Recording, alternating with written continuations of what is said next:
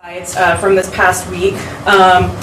We do have, we're going to go through homicides 58 through 62, so we do have the detectives over those cases right now. How the press conference is going to go, we're going to have Lieutenant Askew here, who's over the aggravated assault and homicide unit, give some brief remarks, and then we'll go through each individual homicide. So we'll go through homicide 58, and we'll allow 3 questions per homicide. So we'll do homicide 58, we'll allow 3 questions. Homicide 59, allow 3 questions. If you have any general questions, we'll save those for the end, and Lieutenant Askew can come and ask some questions at the end. Does that all make sense? Yeah. Okay, so we'll kind of go down the line here. I'll do the same spell with everyone here. So first up here we have Lieutenant Sheldon Askew. That's Shelton.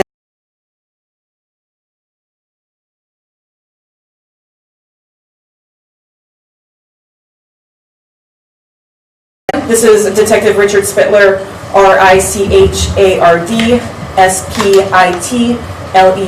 He's the lead detective over homicide number 58.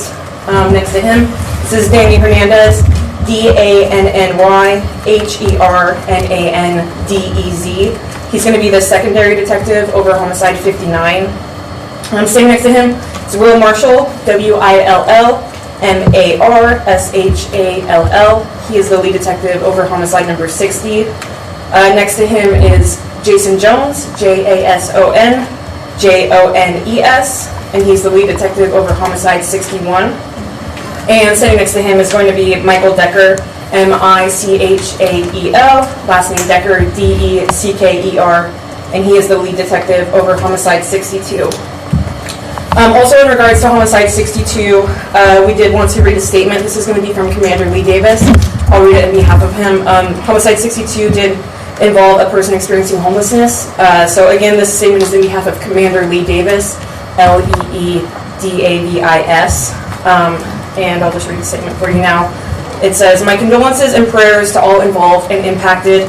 Loss of life is always tragic. This is particularly tragic because of the recklessness of human behavior. The Austin Police Department is working diligently with all the stakeholders including Caritas, the site management team, security, the Homeless Strategy Office, and of course, our council member, Jose Vela. Our goal is to find meaningful and pragmatic ways to ensure that there is no misalignment of intent of the location and impact to the community.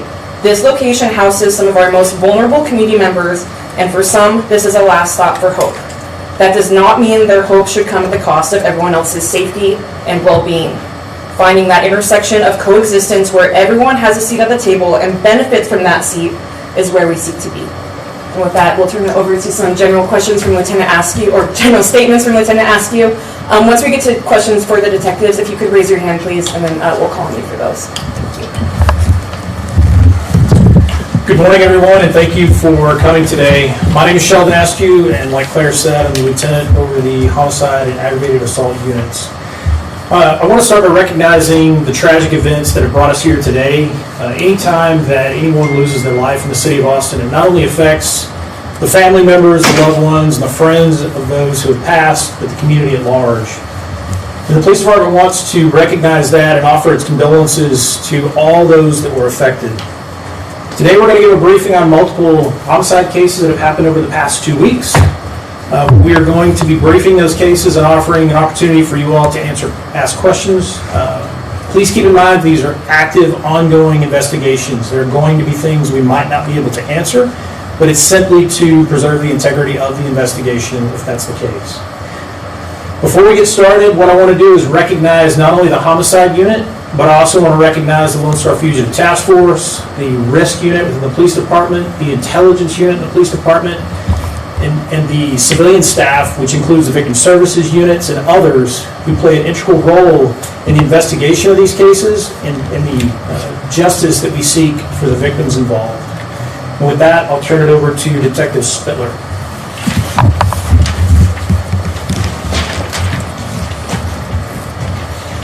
On Thursday, November 7th, 2024, approximately 4:34 p.m., Austin Police Department officers responded to the 2600 block of Rosewood Avenue for reports of a shooting. When officers arrived on scene, they found one victim, later identified as Matthew Escalante, with a gunshot wound. Mr. Escalante was transported to a local hospital where life-saving measures were performed. Aggravated assault detectives and crime scene specialists responded to process the scene and interview witnesses. The investigation showed that Mr. Escalante had arrived to meet someone and was then shot and killed by a suspect, who then fled the area with additional suspects. The following day, on November 8th, 2024, at 3:20 p.m., Mr. Escalante was pronounced deceased at the hospital. This case was then transferred to the Homicide Unit and is actively being investigated as Austin's 58th homicide of 2024. If there's anyone with any information, we are asking that you contact the Austin Police Department at 512-974-TIPS, TIPS. You may submit your tip anonymously through Capital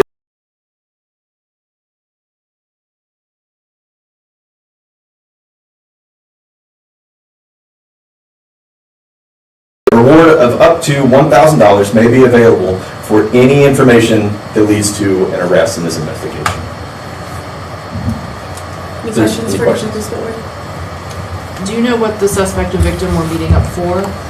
At this time, I'm still trying to determine that. Like I said, this is still an active investigation, so we're trying to look at everything possible. Anything else for Detective Spitler? Just, I guess I'll ask if that's all right. The victims, obviously they died the next day. Were they at all responsive in that day to help with the investigation, or do they have family or friends that have helped with the investigation? No, so Mr. Escalante was not responsive during that time. Gotcha. But friends and family, have they been cooperative at all, or have you been able to find them? Yes, I have been able to speak with friends, have been able to speak with family. They've been cooperating throughout the investigation and helping out in any way that they possibly can. And have you found any of those additional suspects that fled with the primary suspect? Not yet, so I'm still trying to work on any leads that are received by the Homicide Unit, which is why, again, ask the public to please, if you know anything, then call it in, and that way we can follow up on any investigative leads that may possibly lead to an arrest. Thank you, Detective Spitler. Homicide 59, this is Detective Fernandez. Hello, I'm Detective Fernandez with the Austin Police Department Homicide Unit. On Sunday, November 10th, at approximately 6:32 p.m., APD officers responded to the 1900 block of East William Cannon for a call of shoot-stab hot shot. Multiple callers reported that a male was lying on the ground bleeding and had possibly been stabbed, cut, or possibly hit by a car. The victim could be heard in the background during the 911 calls answering questions. Officers arrived a short time later and found a male on the ground with a defect to his chest and bleeding. The male was identified as Elijah Martinez and was transported to a local hospital and was later pronounced deceased at 8:12 p.m. Aggravated assault and homicide detectives along with crime scene specialists responded to the scene. They processed the scene and interviewed witnesses available at that time. It was unclear if the victim had fallen on something or was attacked on or near the sidewalk area. A video canvas of the neighborhood led us to believe that the victim had been stabbed in a homeless encampment behind the AutoZone store nearby, and multiple individuals fled the area after the stabbing. We are currently working multiple leads in this case, but no suspects have been identified. Again, this is being investigated as Austin's 59th homicide of this year. Any questions? Do you know if the suspects were also living in that homeless encampment? It's undetermined at this time, but it's a possibility.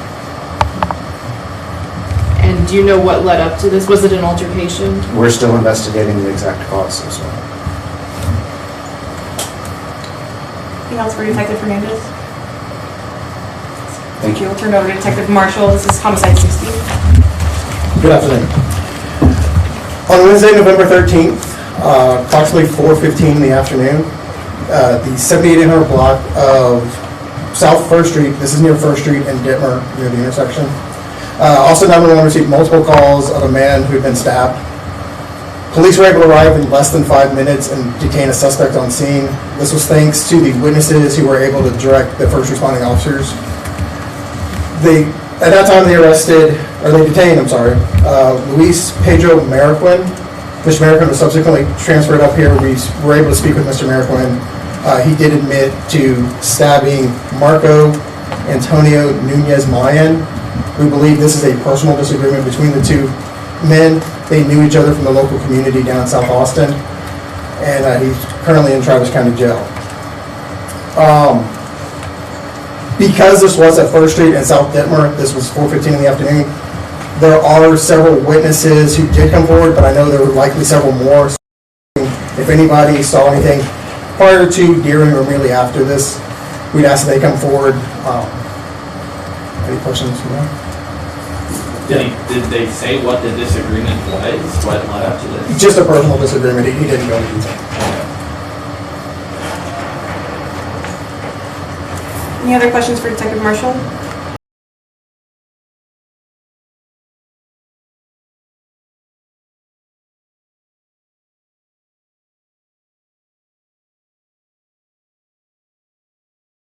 Was called to the 8400 block of Goldfinch Court about multiple calls regarding several gunshots being heard in the area and about a person being shot.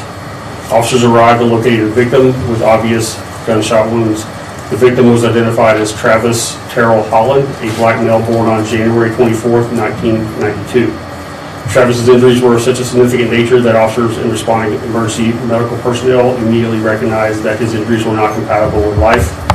Travis was pronounced deceased at 1:01 a.m. One of the 911 callers reported that his brother-in-law, identified as William Jameson Bruce, a 31-year-of-age black male, was responsible for the shooting.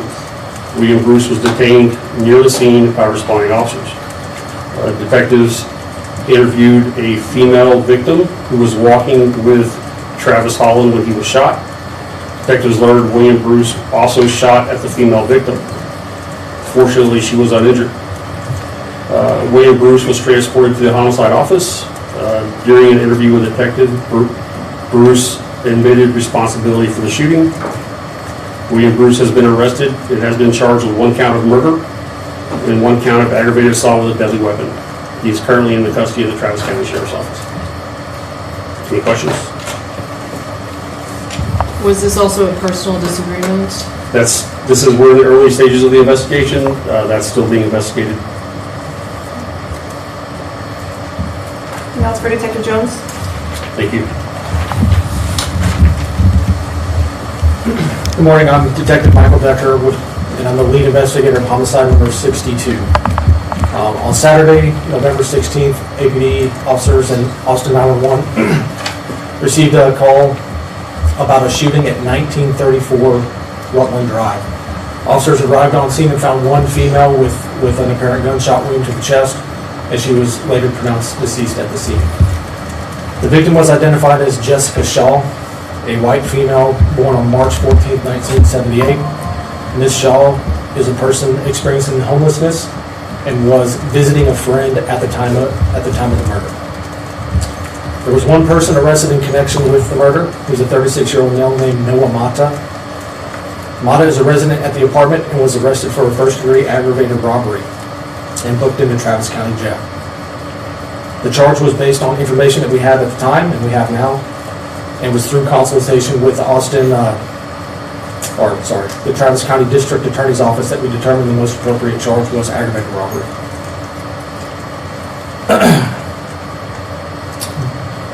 We determined that at the time of the murder, Mata was in an argument or in a disturbance with another person in his apartment. During that disturbance, a firearm was discharged and went through the wall, striking Ms. Shaw. There were other witnesses and persons of interest that we're still looking for. I would like to urge those witnesses and those people to come forward and give statements. And if anyone else knows anything about the murder or the people that were involved, to call for tips as well. Any questions? I apologize for really slowing it down and making sure we're 100% on the same page, just because it's not a murder charge. You called it a murder, but it's an aggravated robbery. But the intended target, and I'm using that word loosely, was not Jessica Shaw, that the gun was fired and it went through the wall and just happened to kill her? That is correct. Okay. Do you know what led up to that? There's a couple different stories we're still investigating, but we'll just call it a disagreement or disturbance.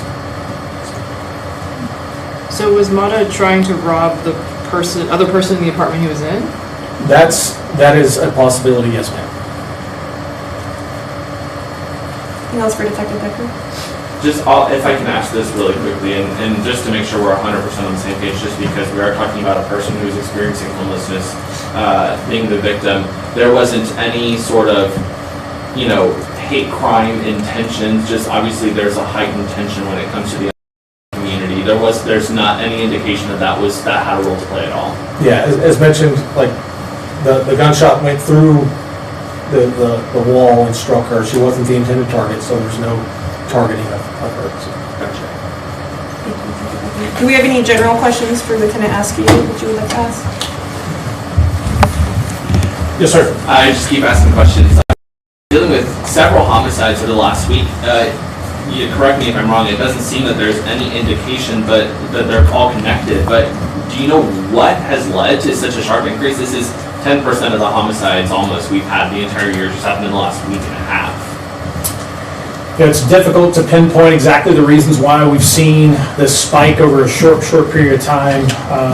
We don't believe these are connected. I mean, as you've been briefed, the detectives are all running independent investigations, and again, we've yet to connect any of these. So I don't really have a solid answer for you, other than to say that obviously it's concerning to us as a police department as well, that in fact we've seen such a spike. And talking about that concern, can you kind of just address the strain? Obviously, it's well documented and well reported of the strains that are already on the Austin Police Department when there's not 6 homicides in a week and a half. How is that affecting the department? I'm glad you asked that question. Look, the entire police department is a staffing crisis right now, and homicide is not exempt from that. We've seen tremendous spike in the number of homicides since 2020 especially, and obviously this unit bears responsibility to thoroughly investigate and hold those people accountable and responsible, the people who perpetrate those crimes, obviously. So with that being said, they're taxed. Oftentimes these folks are in the office before I get to the office. They're there after I leave the office. They're there on the weekends. They're there all hours of the day and night. So it's taxing. There's no question about it. It's a burden upon the unit. But again, the dedication, the professionalism by these folks is truly what gets us where we are, which is, again, solving these crimes and holding folks accountable. Yes, ma'am. Yeah. In general, when people are charged with crimes and the DA's office, dismisses them or declines prosecution, I mean, how frustrating is it for you guys as a department when, they're back out there possibly committing more crimes? I don't know if frustration is the way we would describe it. Some of us live in this community. We all work in this community. We all have a connection to this community. We all want to prevent crime. That's the reason we joined this police department to begin with. We don't always understand necessarily the reasons why things don't end in the way in which we would prefer them to. But oftentimes we don't have the luxury of knowing everything that's going on behind the scenes. So the reality is that we may not like the outcome, but at the end of the day, it's not going to deter the men and women of this police department, especially the unit, of continuing to go out on a daily basis and investigate these crimes thoroughly and hold folks accountable and arrest them. I think that's for Lieutenant Askew. Yes, ma'am. I don't know if you know off the top of your head, but compared to data from last year, has there been a similar spike at this time of year, or is it just kind of random? So we're slightly ahead of where we were last year at this time, but it's not by much.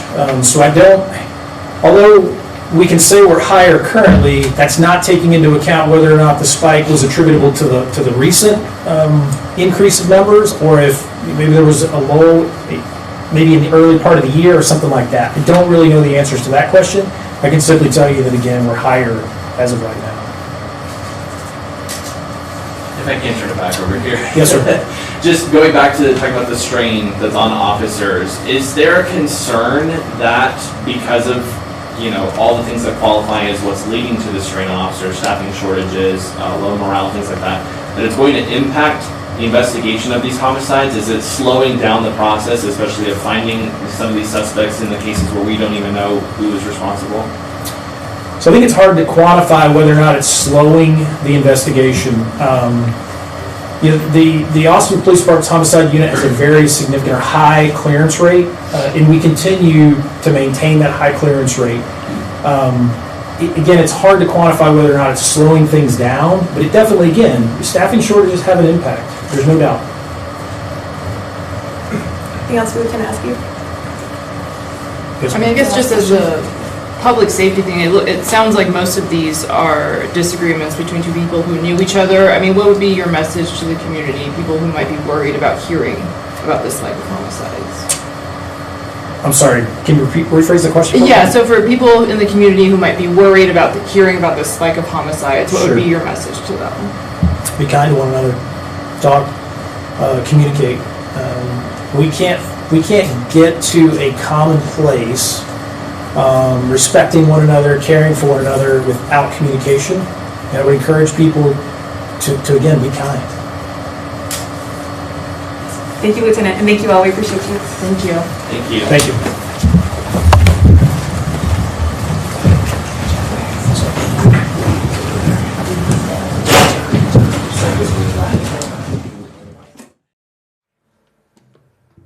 Thanks so much for joining us. We just heard from the Austin Police Department. They wanted to talk about a string of homicide investigations that have happened within a week of each other in early November.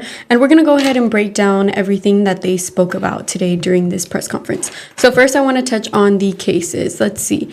We have our first homicide case that we know of was the 59th homicide of the year. One man died in a stabbing at a homeless encampment in the 1900 block of East William Cannon Drive on Saturday. And from my notes from this press conference, I can say that our investigator Hernandez said that on November 10th at 6:32 p.m., APD responded to the 1900 of East William Cannon with reports of a male lying on the ground bleeding with either a stab or a cut or probably hit by a car. Officers arrived and found the victim with a wound to his chest and bleeding. His name was Elijah Martinez. He was deceased around 8 p.m. after transferred to a local hospital. The scene was processed and witnesses were interviewed. It was unclear if he fell or was attacked, but throughout the investigation, APD says the victim was stabbed at this homeless encampment and individuals fled the area when it happened. This is still an ongoing investigation and they don't know exactly what caused the situation. The 60th incident was Wednesday, November 13th at 4:15 p.m. At the block of South 1st Street. APD received calls of a man stabbed, arrived less than 5 minutes later, and find the suspect thanks to eyewitnesses. APD detained an individual who admitted to stabbing the suspect, Marco Antonio Nunez, and said it was a disagreement. He is now in Travis County Jail. Several witnesses came forward, and APD says if you saw something, please come forward with information as they still try to uncover this situation. The 61st incident was on November 5th at 12:42 p.m. APD was called to the block of Goldfish Drive about a gunshot and a suspect shot. Victim was